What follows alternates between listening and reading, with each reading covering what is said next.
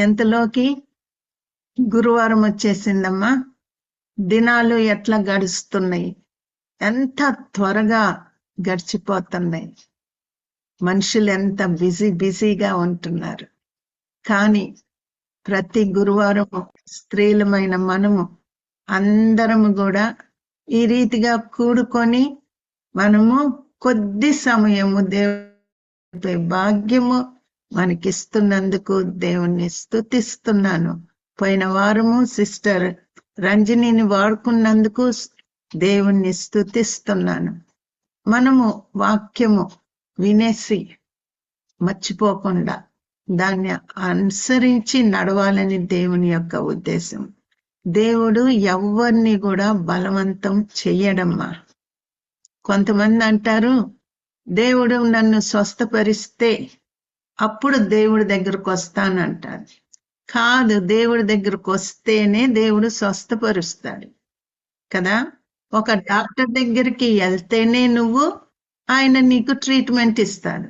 వెళ్ళకుండా నేను వెళ్ళను, నాకు స్వస్థత కావాలి అంటే కుదురుద్దా? కాబట్టి దేవుడు ఎవరిని కూడా బలవంతం చేయడు, లాక్కొని ఆయన దగ్గరికి లాక్కోడు.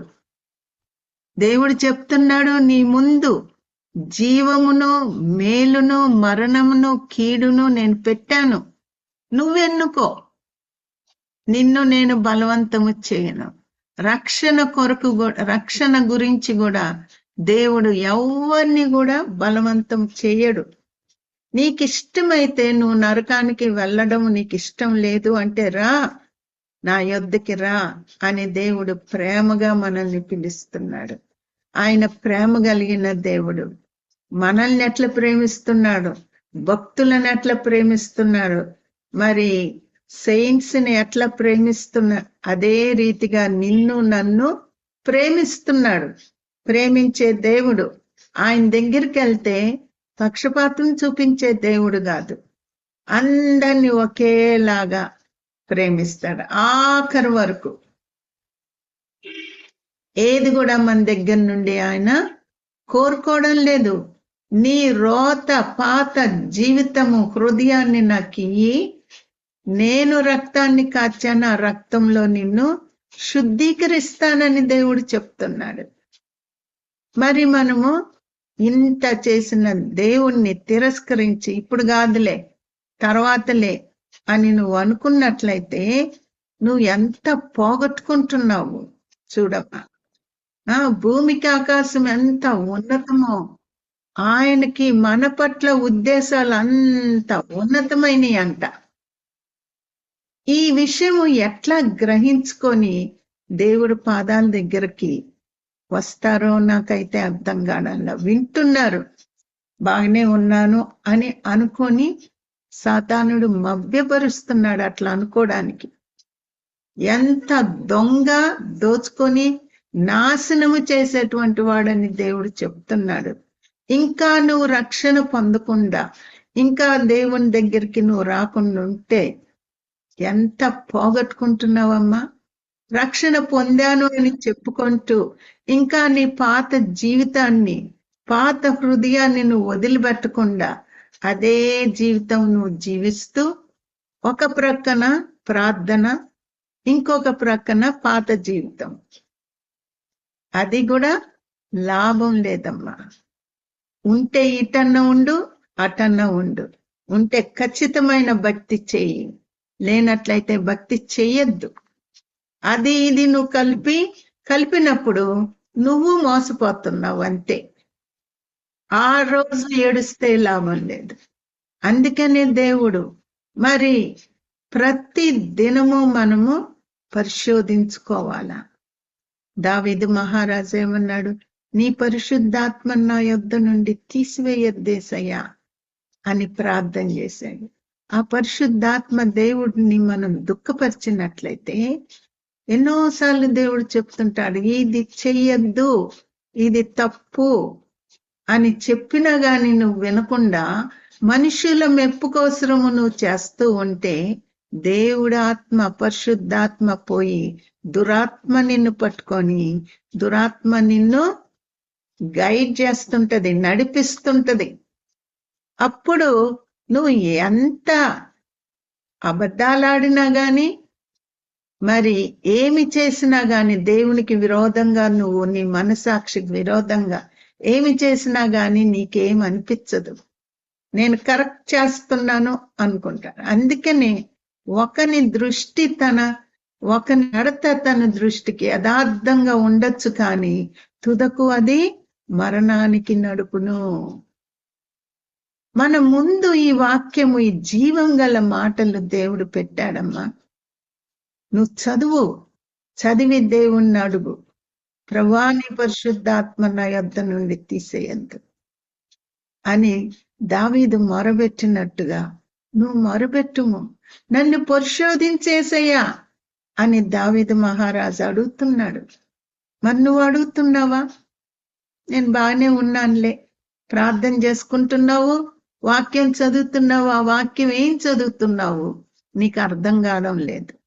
దేవుడు వాక్యం ద్వారా మనతో మాట్లాడతాడు, మనల్ని గద్దిస్తాడు కదా.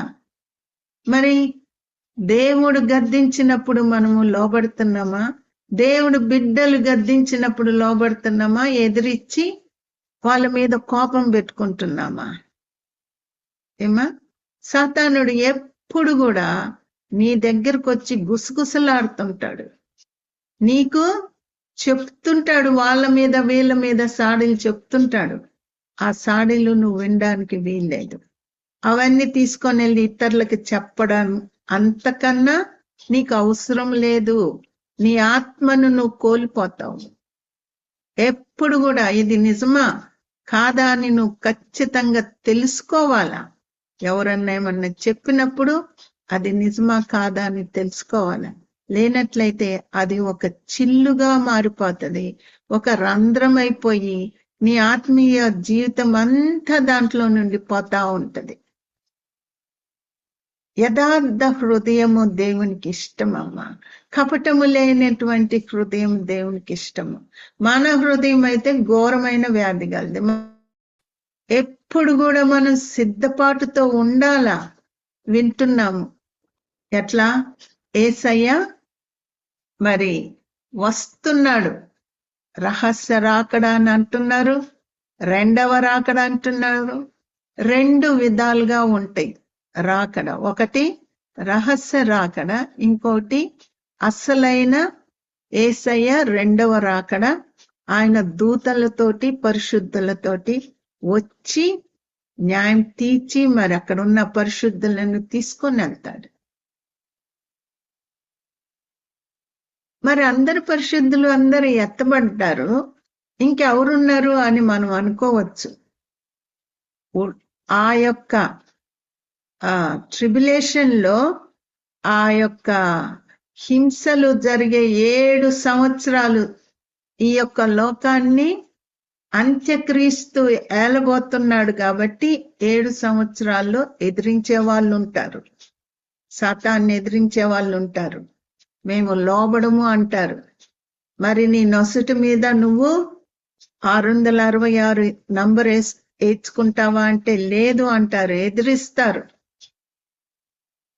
మరి అట్లాంటి వాళ్ళు దేవుని కొరకు నిలబడతారు. కొంతమంది చనిపోతారు. మేము లోబడము అంటే వాళ్ళని చంపేస్తారు. ఎంత భయంకరమైన దినాలు రాబోతున్నాయి అంటే ఉండమ్మా, నువ్వు ఆ నంబరు వేయించుకోపోతే మరి నువ్వు ఎక్కడికి వెళ్ళడానికి, ఏమి కొనడానికి కూడా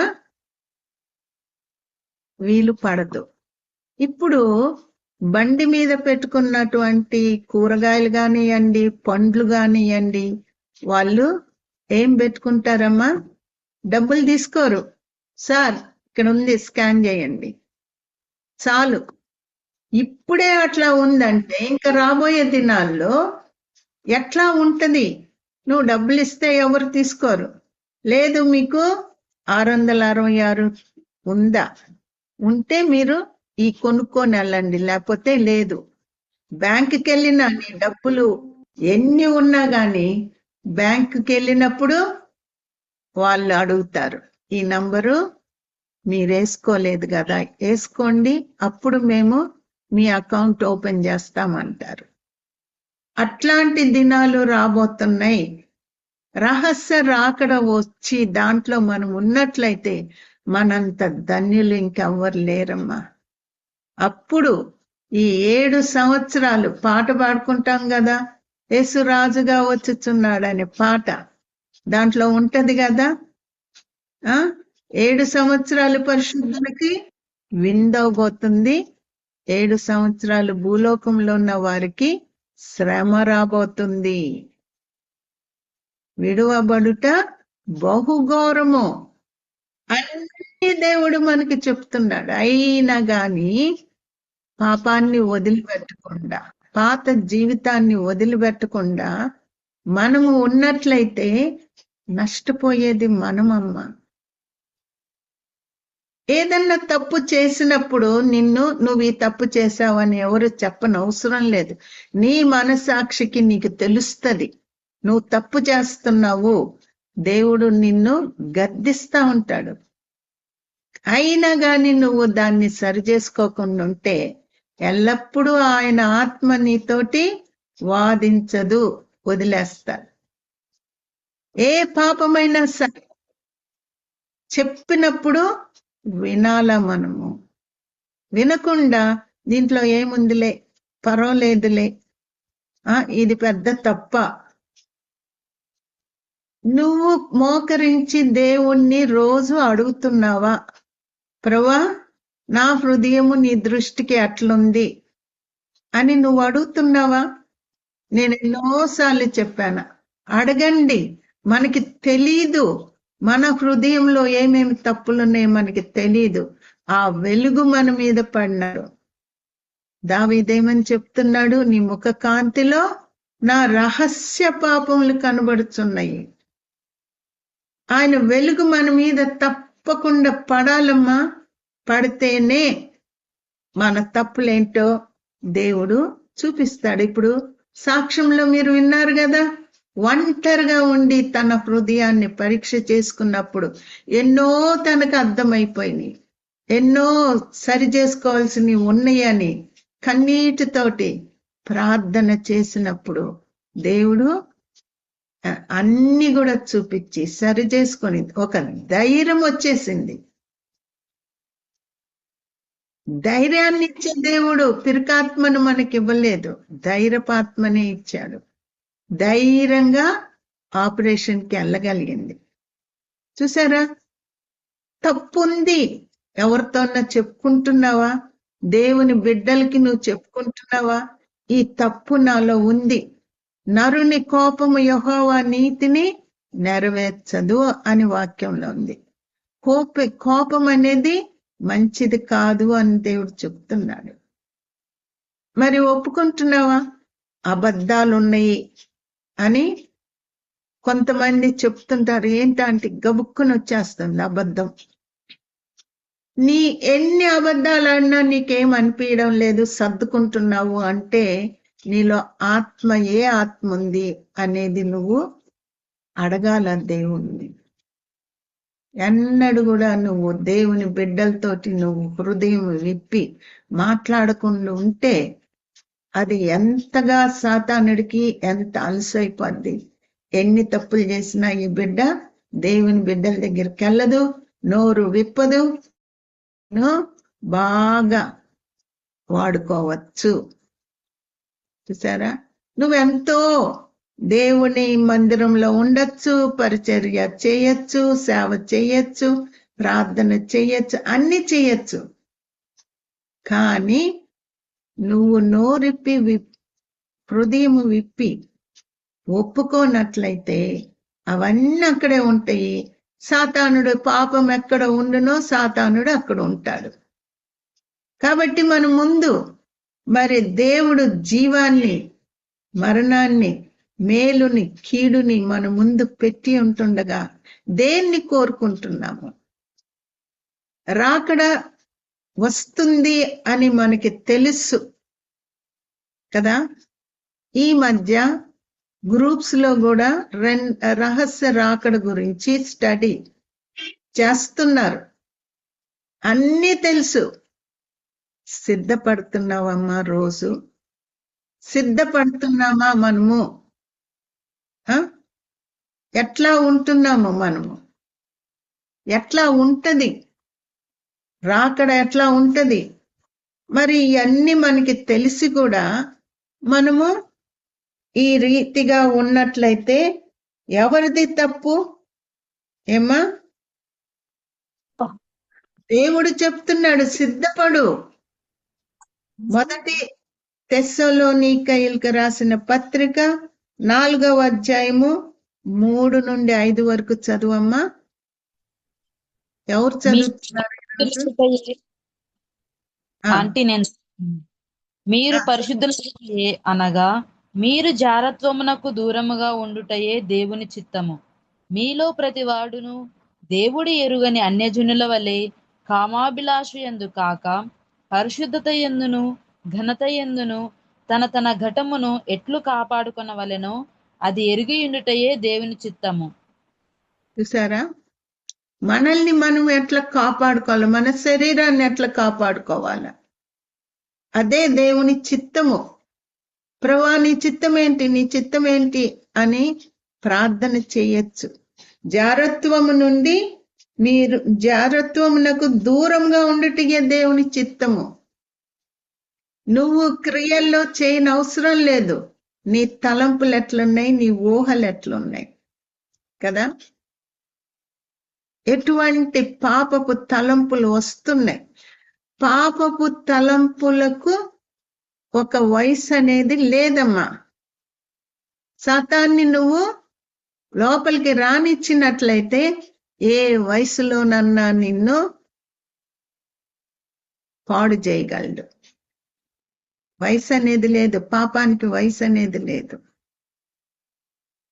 ఇంత వయసు వచ్చింది అని నువ్వు అనుకుంటున్నావా? నీ హృదయం మారలేదు అంటే నువ్వు ఒక యవనస్తురాలుగానే ఉన్నట్టుగా. అంతగా నిన్ను సాతానుడు వాడుకోగలడు. ఎంతమంది చెప్తుంటారు, అమ్మా వయసు వచ్చింది కానీ నాకు ఆ చెడు తలంపులు పోలేదమ్మా, ఆ చెడు దృష్టి పోలేదమ్మా. ప్రార్థన చేసినప్పుడు అపవిత్రాత్మ వాళ్ళల్లో నుండి బయటకు వస్తుంది. చూసారా? ఎందుకు? నువ్వు తలంచాలని ఆశతో కాదు, నువ్వు సాతానుడికి స్థలం ఇచ్చేసావు కాబట్టి నీ శరీరాన్ని వాడు వాడుకుంటున్నాడు. నువ్వుగాన ఇట్లాంటి అన్ని దాచిపెట్టినట్లయితే ఎత్తబడే గుంపులో నువ్వు ఉండవమ్మా. మరి అప్పుడు శోధనలు వచ్చినప్పుడు నువ్వు నిలవలేవు.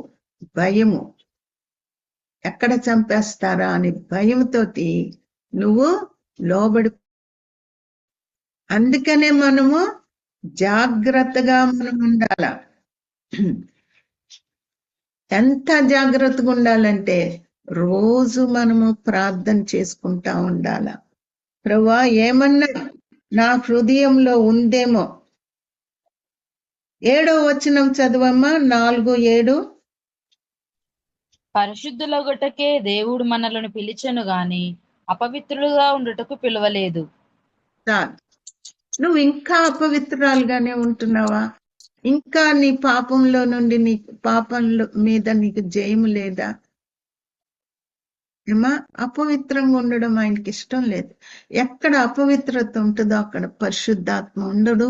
పవిత్రత ఉండనట్లయితే పవిత్రమైనటువంటి దేవుడు ఉండడు. నువ్వు ఊహించుకుంటున్నావు, పర్వాలేదులే ఇది సహజమే అని ఊహించుకొని నిన్ను నువ్వు సమర్థించుకుంటున్నావు. అది చాలా తప్పు. నువ్వు మోసపోకూడదు. జాగ్రత్తగా మనం ఉండాల. ఎట్లా ఉంటున్నాము? మారావా? మార్పు చెందావా? నోటితోనేనా? ఏమా? నీ క్రియలు ఎట్లున్నాయి? ఇంకా నువ్వు సాడీలు చెప్తానే ఉన్నావా? ఇక్కడ నుండి అక్కడ ఒక ఆమె ఒప్పుకుంటుంది నా దగ్గరకు వచ్చి, అమ్మా, దేవుని ఆత్మ ఆమెలో క్రియ జరిగించినప్పుడు కన్నీటితోటి ఆమె ఒప్పుకుంటుంది. అమ్మా, నేను సాడీలు చెప్పడం అనేది నాకు నిజంగా ఎంత హాని చేశాను. ఇక్కడ ఈమెకి ఆమె గురించి ఈమెకి చెప్పి, ఈమె గురించి ఆమెకి చెప్పి వాళ్ళిద్దరు పోట్లాడుకుంటుంటే సంతోషించేదంట. ఎటువంటి చీకటో చూడండి అమ్మా. అట్లా ఎన్ని కుటుంబాల్ని నేను పాడు చేశానమ్మా అని ఏడుస్తా ఉంది. చూసారా, సమాధానం పరచడానికి మనం ట్రై చేయాలి గాని దేవుని బిడ్డగా ఉండడానికి మనం ట్రై చేయాలి గాని వాక్యంలో ఉంది కదా, సమాధానపరచువారు ధన్యులు, వారు దేవుని కుమారులు అనబడును, కుమార్తెలు అనబడును. ఇవన్నీ మన కళ్ళ ముందే ఉన్నాయి. మత్తయి సువార్త 5:7 అధ్యాయంలో ఉంది. నువ్వు సమాధానం పరుస్తున్నావా, లేకపోతే ఇంకొంచెం వాళ్ళ పోట్లాటలు ఎక్కువ చేస్తున్నావా? మిస్అండర్స్టాండింగ్స్, అపార్థం చేసుకొని వేరైపోతున్నారు మనుషులు. ఎందుకు? నువ్వు చెప్పేటువంటి అబద్ధాలని బట్టి నువ్వు చేసేస్తున్నావు. సంఘాలు పాడైపోవడానికి కారణం ఏంటమ్మా? ఇట్లాంటివి జరుగుతున్నాయి. కుటుంబాలు పాడైపోవడానికి కారణం ఏంటి? అబద్ధాలు, సాడీలు, దొంగ మాటలు. నేను ఇట్లా అనుకున్నాను ఆంటీ అంటారు. వెంటనే ఏదన్నా జరిగినప్పుడు ఫోన్ చేసి, ఏంటి ఇట్లా నువ్వు నన్ను అన్నావంట, ఇది నిజమేనా, ఎక్కడా నేను తప్పు చేశాను అని యథార్థత నీలో ఉండాలమ్మా. అడగాల నువ్వు. అప్పుడు సరైపోతుంది. అప్పుడు అసలైన వాళ్ళని పట్టుకుంటే ఏమంటారు? నేను ఇట్లా అనుకున్నాను అంటారు. అనుకున్నాను అనేది తీసి పడేసి అన్నారు అనేదే తిరుగుతా ఉంటది. అది ఎక్కడెక్కడికో తిరుగుద్ది. మంచి వార్త ఇట్లా తిరగదమ్మా. ఈ దుర్వార్తే వెళ్ళిపోతుంది, ఇంటింటికి వెళ్ళిపోతుంది. దానికి కారణము నువ్వు. దేవుడు ఊరుకుంటాడా? నువ్వు ఆశీర్వాదకరమైన బిడ్డగా ఉంటావా, శాపగ్రస్తురాలుగా ఉంటావా? ప్రతి చిన్న విషయంలో మనము పరీక్షించుకోవాలా. నేను మాట్లాడే మాటలు ఏంటి? ఎందుకు ఇట్లా నా నోట్లో నుండి అబద్ధాలు వస్తున్నాయి? ఎందుకు ఇంత వాక్యం వింటున్నాను, ఏమైపోతుంది ఈ వాక్యము అని నువ్వు మరి గ్రహించుకుంటున్నావమ్మా? వినేసి పర్వాలేదే, ప్రార్థన చేసేసి ప్రభువా నన్ను క్షమించు, ప్రభువా నన్ను క్షమించు. దేవుడు అంటున్నాడు, నువ్వు చేసింది వెళ్ళి పలానోళ్ళ దగ్గర ఒప్పుకో. నువ్వు అబద్ధం ఆడావు, ఈ విషయంలో నువ్వు అనుకోని చెప్పేశావు, వెళ్ళి ఒప్పుకో. దాన్ని బట్టి ఇళ్లలో ఎంత మిస్అండర్స్టాండింగ్ వస్తుందో నువ్వు ఆలోచిస్తున్నావా? రాకళ్ళలో ఎత్తబడే గుంపులో నన్ను ఉంచు ప్రభువా చేయగానే ఉంటావా? ఏమా, అందరికీ ఇష్టము ఎత్తబడే గుంపులో ఉండాలని. పరిశుద్ధులందరూ పైకి ఎత్తబడేటప్పుడు మనం కూడా ఉండాలి. అయితే నువ్వు పరిశుద్ధంగా ఉంటున్నావా? వాళ్ళలాగా ఉంటున్నావా? నువ్వు హృదయాన్ని సరి చేసుకుంటున్నావా?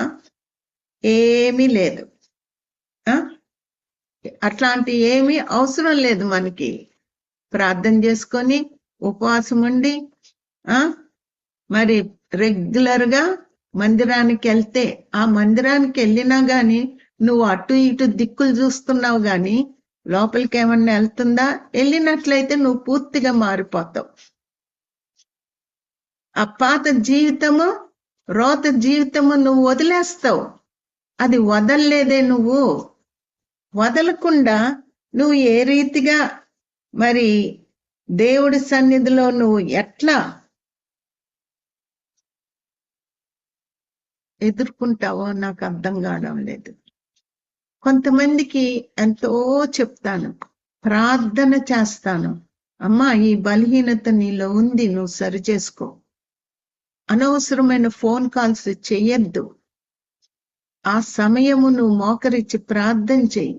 ఎందుకు వాళ్ళింట్లో ఏం జరుగుతుంది, వీళ్ళింట్లో ఏం జరుగుతుంది నీకు అవసరమా?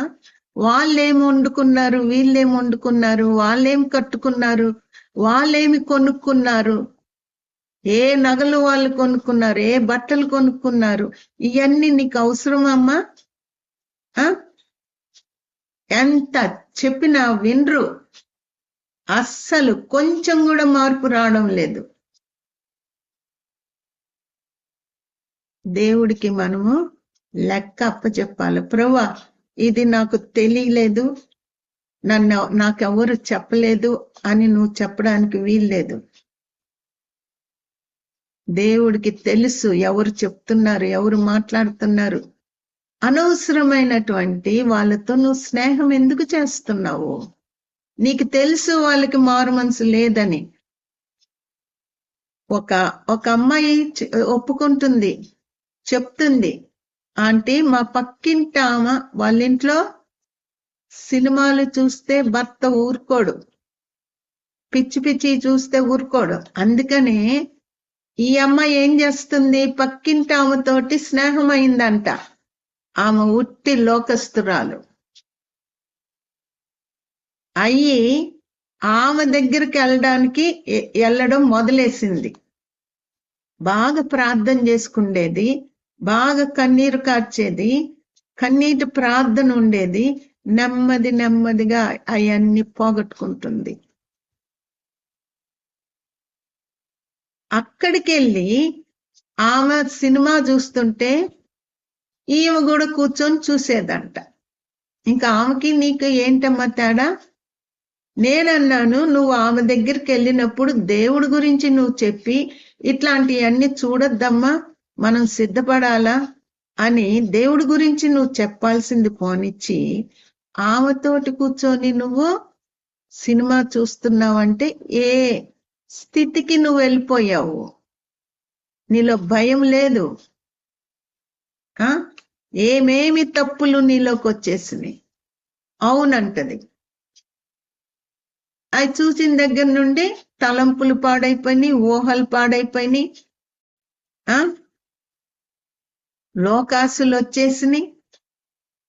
ఒక్కరోజు సాతానుడు నిన్ను పడగొట్టడమ్మా, నెమ్మదిగా నీలోకి వచ్చేస్తాడు, నెమ్మదిగా, నీకు తెలియకుండానే. అందుకని ప్రతిరోజు ఈ వాక్యం అనే అద్దము దగ్గర మనం నిలబడి ఏమేమి మనలో ఉన్నాయో మనము చూసుకోవాలా. సమర్థించుకుండేది నీలో ఉందా? ఇంకా నువ్వు దిగజారిపోయిన స్థితిలోకి వెళ్ళిపోతున్నావు అని అర్థము. జాగ్రత్తగా ఉండాలమ్మా. అడుగుదాము దేవుణ్ణి, ప్రభువా నేను ఎట్లాగా, ఏ రీతిగా నీ సన్నిధిలో ఉండాలా, ఎట్లా సిద్ధపడాలా? ప్రభువా రెండవ రాకడ అని వింటున్నాను, ఎట్లా సిద్ధపడాల ప్రభువా అని నువ్వు అడుగుతున్నావా? సిద్ధపడుతున్నావా? అసలు సిద్ధపడాలని నీకు తెలుస్తుందా? 1 యోహాను 3:3 చదువమ్మా. 1 యోహాను. ఆయనందు ఈ నిరీక్షణ పెట్టుకునిన ప్రతివాడును ఆయన పవిత్రుడై ఉన్నట్టుగా తన్ను పవిత్రునిగా చేసుకొనును. పాపము చేయు ప్రతివాడును ఆజ్ఞను అతిక్రమించును, ఆజ్ఞాతిక్రమమే పాపము. పాపములను తీసివేయుటకై ఆయన ప్రత్యక్షమాయనని మీకు తెలియను. ఆయన యందు పాపమేమీయూ లేదు. ఆయన యందు నిలిచిన వాడెవడును పాపము చేయడు. పాపము చేయవాడెవడును ఆయనను చూడను లేదు, ఎరగను లేదు. చాలమ్మా. కాబట్టి ఆయన యందు ఈ నిరీక్షణ పెట్టుకొనిన ప్రతి వాడును ఆయన పవిత్రుడై ఉన్నట్టుగా తన్ను పవిత్రునిగా చేసుకొనును. చూసారా? అంటే పాపాలన్నీ తీసేసుకొని పవిత్రుడు కాబట్టి ఆ పవిత్రుణ్ణి నువ్వు ఎదుర్కొనబోయేటప్పుడు నువ్వు కూడా పవిత్రంగా ఉండాలనే కదా దేవుడు చెప్తున్నాడు. పాపము చేయి ప్రతి వాడును ఆజ్ఞను అతిక్రమించును, ఆజ్ఞాతిక్రమమే పాపము. పాపములను తీసివేయుటకై ఆయన ప్రత్యక్షమాయను. ఈ లోకానికి ఎందుకు వచ్చాడమ్మా ఆయన? మనకి చేత కాదు, మనము ఓడిపోతున్నాము అని చెప్పి సాతాను క్రియలను లయపరచడానికి మరి ఆయన ఈ లోకానికి వచ్చాడు.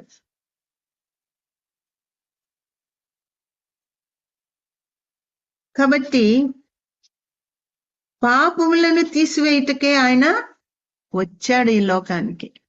నువ్వు ఆయన దగ్గరికి వెళ్తే దేవుడు నాతో ఏం మాట్లాడడం లేదా ఆంటీ అని చాలా మంది చెప్తారు.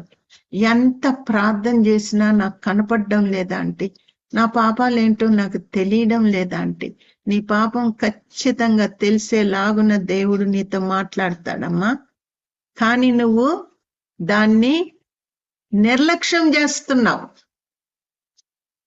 పాపము ఇంకా ఏదో తెచ్చి చూపాలని నువ్వు అనుకుంటున్నావు, లేకపోతే దేవుడే వచ్చి నీతో మాట్లాడాలనుకుంటున్నావు. కాదు, సాక్ష్యము ద్వారా దేవుడు మాట్లాడతాడు, ప్రసంగాల ద్వారా మాట్లాడతాడు, కళల ద్వారా మాట్లాడతాడు దేవుడు.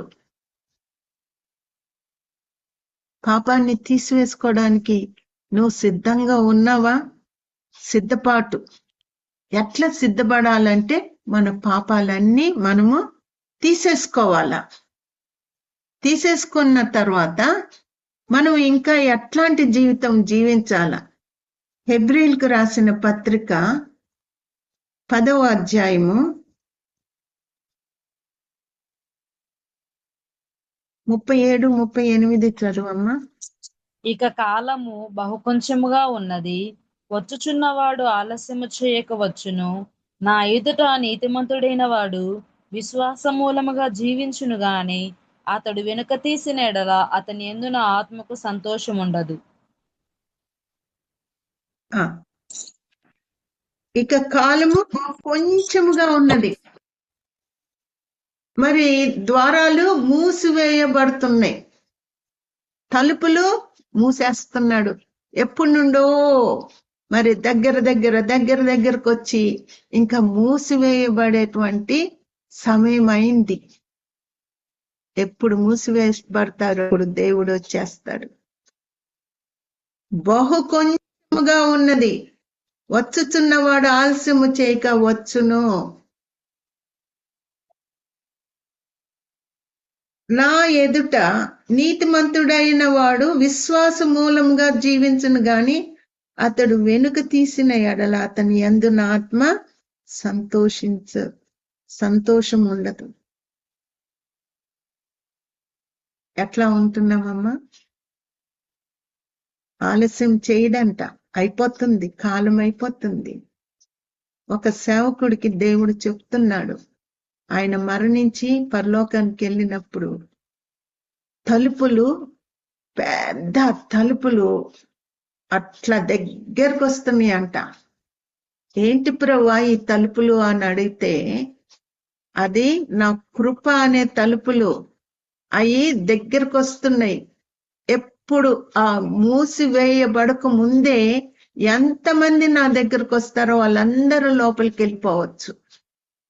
కానీ ఒక్కసారి మూసివేయబడిందంటే ఇంకా ఎవరు లోపలికి వెళ్ళడానికి లేదు అంటే ఆయన భయపడిపోయి, ప్రభువా ఏంటి ఇంత తొందరగా మూసుకుంటున్నాయా, నా వాళ్ళు ఎంత మంది ఉన్నారు, ఎట్లాగా మరి వాళ్ళందరి గురించి అన్నప్పుడు, నువ్వు మరణించావు, ఇప్పుడు తిరిగి పంపిస్తున్నాను, మరి నువ్వు నా కోసం నిలబడతావా? ఇవన్నీ చూసావు కదా, ఈ నిజమని నీకు తెలిసింది కదా. అన్యుడు, ముస్లిం, ఆయనకేమీ తెలియదు, కానీ ఎంత భయపడుతున్నాడు. నేను వెళ్తాను ప్రభువా, ఆ తలుపులో ఎంత స్పీడ్ గా మూసుకుంటున్నాయి ప్రభువా, నా వాళ్ళు ఎంతమంది ఉన్నారు ప్రభువా, వాళ్ళకి తెలియదు ప్రభువా, నన్ను పంపించు, నేను వెళ్తానని. ఎంత ఏడుపు ఆయనకి. నిజం తెలుసుకున్నాడు. వెంటనే ఆయన బ్రతికి అందరికీ ఆ ముస్లిం కంట్రీలో, ఆ దేశంలో యేసయ్య దేవుడు అన్నారంటే తలకాయ ఎగిరిపోద్ది. అయినా గాని ఆయన తన ఫ్రెండ్స్ కి చెప్పి, ఇంకా ఇది అందరికి తెలిసిపోతే నన్ను చంపేస్తారు, నన్ను బ్రతకనీయరని చెప్పి రాత్రికి రాత్రి అన్ని వదిలిపెట్టేసి ఎక్కడికో దేవుని బిడ్డల దగ్గరికి వెళ్ళిపోయి అక్కడ ఊరుకున్నాడా?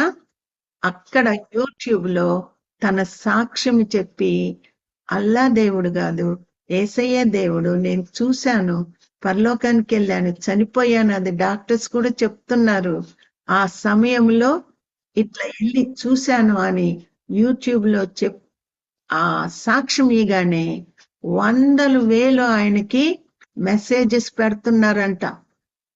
మాతో కూడా యేసయ్య మాట్లాడుతున్నాడు గాని మాకు ధైర్యం సరిపోవడం లేదు, మేము బయటికి నీ సాక్ష్యము మాకు ఎంతో బలాన్ని ఇచ్చింది, విశ్వాసాన్ని ఇచ్చింది అని. అన్య జనులు తెలుసుకుంటుంటే చిన్నప్పటి నుండి నీకు వాక్యం ఇంత, వాళ్ళకి ఇట్లాంటి వాక్యాలు లేవు, ఇట్లాంటి మీటింగ్స్ లేవు, ఏమీ లేవు. మరి దేవుడు ఎట్లా దర్శిస్తున్నాడమ్మా, ఎట్లా దర్శిస్తున్నాడు? మరి నువ్వు ఎట్లా ఉంటున్నావు? జాగ్రత్తగా ఉంటున్నావా? ఏమా, సిద్ధపాటు ఎంత ఇంపార్టెంట్. సిద్ధపడాలమ్మా నువ్వు. మత్తయి సువార్త 24:46 ఆఖరి వచనం చూసుకొని మనం ముగిద్దామమ్మా, టైం అయిపోతుంది. మత్తయి సువార్త 24. వచ్చినప్పుడు ఏ దాసుడు ఇలాగు చేయుచుండుట అతడు కనుగొనునో ఆ దాసుడు ధన్యుడు. అతడు తన యావదాస్తి మీద వాని నుంచునని మీతో నిశ్చయముగా చెప్పుచున్నాను. అయితే దుష్టుడైన ఒక దాసుడు నా యజమానుడు ఆలస్యం చేయుచున్నాడని తన మనసులో అనుకొని తన తోడి దాసులను కొట్ట మొదలుపెట్టి తాగుబోతులతో తినుచు తాగుచూనుంటే ఆ దాసుడు కనిపెట్టని దినములోను వాడనుకొనని గడియలోను వాని యజమానుడు వచ్చి వానిని నరికించి వేషధారులతో కూడా వానికి పాలు నియమించును. అక్కడ ఏడుపును పండ్లు కొరుకుటయు నుండును. మనము సిద్ధపాటు లేకుండా ఉన్నట్లయితే ఏ స్థలానికి వెళ్ళిపోతామమ్మా? ఏడుపును పండ్లు కొరుకుట ఉండే స్థానానికి మనం వెళ్ళిపోతున్నాం. సిద్ధపడుతున్నామా? ప్రార్థన చేసుకుంటున్నామా? సిద్ధపాటు అనేది ఎవరో వచ్చి నీకు చెప్తే కాదమ్మా, నీ అంతటా నువ్వు దేవుని పాదాల దగ్గర కూర్చోవాలా. దేవుడు నీకు గొప్ప గొప్ప విషయాలు చెప్తాడు. ఎప్పుడు నువ్వు వస్తావా అని కనిపెడుతున్నాడు. నువ్వు ఎప్పుడు నీ హృదయాన్ని సరి చేసుకుంటావా? ఎప్పుడు నిన్ను వాడుకుంటారా? లేనట్లయితే నీ తలంపులు అన్నీ కూడా వ్యతిరేకమైన తలంపులు వస్తాయి. ఎందుకు నాకు ఈ జీవితము, చచ్చిపోతే బాగుండు, అందరూ బాగున్నారు, నేనెందుకు ఇట్లా ఉంటున్నాను, నాకెందుకు సమాధానం లేదు, ఎందుకు నాకు శాంతి లేదు, ఎందుకు నాకు సంతోషం లేదని ఒక మూలను కూర్చొని నువ్వు ఏడుస్తా ఉంటావు. అది సాతానుడికి ఇష్టమైనటువంటిది. నీ కష్టం వచ్చిందా? ఏ కష్టమైనా సరే నువ్వు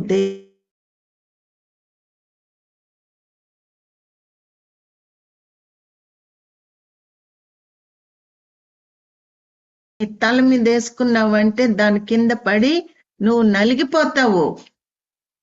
దేవుడు చెప్తున్నాడు, దేవుని దగ్గరికి వెళ్ళమ్మా, కన్నీరు కార్చు. ఎందుకు ఇట్లా జరిగింది ప్రభా, ఎందుకు నేను ఇట్లా ఉంటున్నాను ప్రభా, ఎందుకు సంతోషం లేదు?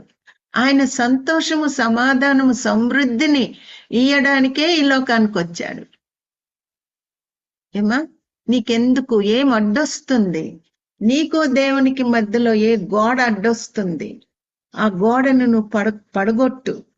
కన్నీటితో ప్రార్థన చేసినప్పుడు దానంతట అది పడిపోతుంది. మరి సాక్ష్యంలో చెప్పింది కదా నయోమి సిస్టరు, ఏమా, ఒంటరిగా కూర్చొని తను ఎప్పుడైతే తన హృదయాన్ని పరీక్షించుకుందో అంతవరకు బాగున్నానులే అని అనుకున్న పరిస్థితి తనకి లేదని గ్రహించి అన్ని సరిచేసుకొని, చూసారా, సరి చేసుకున్నప్పుడు దేవుని యొక్క ఆ ప్రసన్నత, ఆ యొక్క ప్రెజెన్స్ తను అనుభవించగలిగింది. ఆ చల్లదనము అంటే ఏంటమ్మా? ఆ చల్లదనము చల్లగా అయిపోయిందంటే దేవుని యొక్క ఆత్మ గుర్తు, ఒక శాంతి హృదయంలోకి వచ్చేస్తది.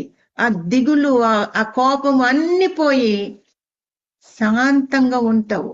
ఎప్పుడైతే దేవుడు సన్నిధి నీతో ఉంటుందో అప్పుడు నువ్వు సంతోషాన్ని, సమాధానాన్ని అనుభవిస్తావు. ప్రార్థన చేసుకుందామా?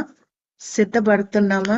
మనము రాకడ అంటున్నాం గాని సరి చేసుకుంటున్నామా?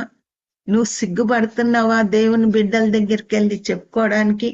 పాపం ఒప్పుకోవడం అనే విషయంలో ఎవరు కూడా సిగ్గుపడకూడదమ్మా.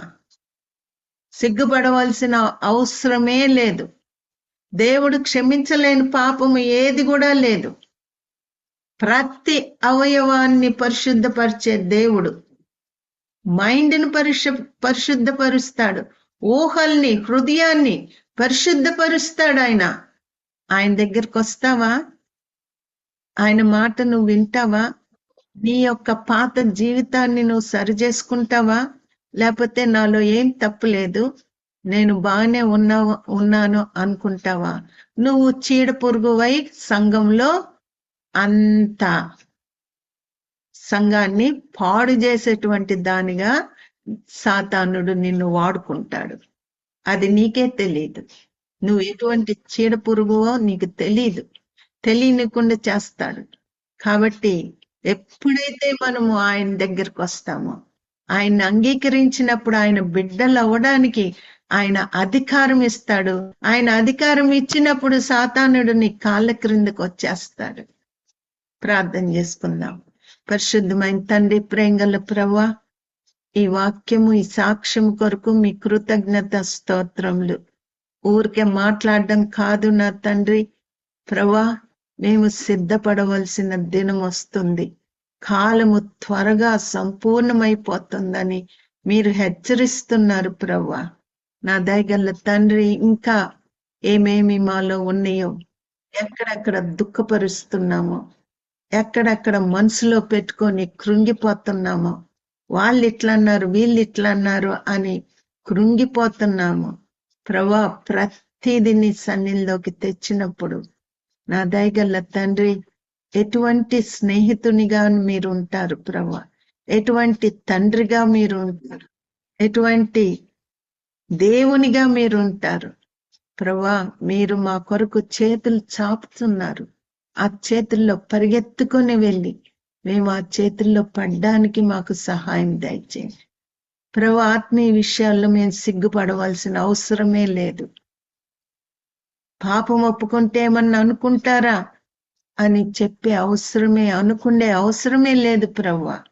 నా దయగల తండ్రి, మరి ప్రభువా, మేము పరిశుద్ధపరచుకోవడానికి, విశ్వాసపు జీవితం జీవించడానికి, పరిశుద్ధమైన జీవితం జీవించడానికి సహాయం చేయండి. వినేసి వెళ్ళిపోవడం కాదు ప్రభువా. నా దయగల తండ్రి, మరి సరి చేసుకోవడానికి, వాక్యాన్ని ముద్రించి ఈ వాక్యము మా హృదయంలో, మా చెవులలో గింగురుమని మ్రోగడానికి సహాయమును దయచేయమని క్రీస్తు పుణ్య నామమున వేడుకొని ప్రార్థిస్తున్నాను తండ్రి. ఆమేన్.